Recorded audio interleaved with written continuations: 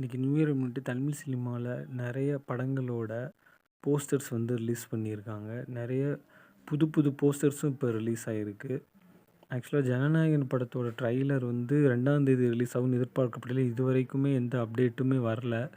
இதுக்கப்புறம் வருமா அப்படின்றத நம்ம வெயிட் பண்ணி தான் பார்க்கணும். ஆக்சுவலி ஜனவரி 2 இல்லன்னா 3 இந்த 2 தேதிகளுக்குள்ள வந்து அந்த ட்ரெய்லர் ரிலீஸ் ஆகும் அப்படின்னு எதிர்பார்க்கப்படுது.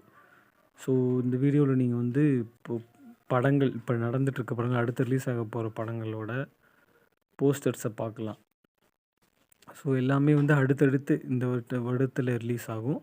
அதுவும் இல்லாம டிமாண்டி காலனி பார்ட் 3 வந்து இப்போ ஷூட்டிங் வந்து ஸ்டார்ட் பண்ண போறாங்க.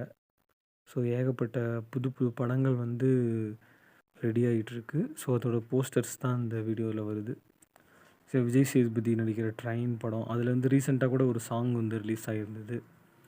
மகுடம் விஷால் நடிச்சிட்ருக்க மகுடம் படத்தோட ஃபோட்டோவும் பார்க்கலாம். யோகி பாபுவோட படம்.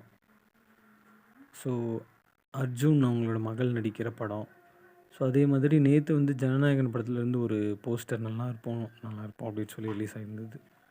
இந்த எல்லா போஸ்டரையும் நீங்க இந்த வீடியோல பார்க்கலாம்.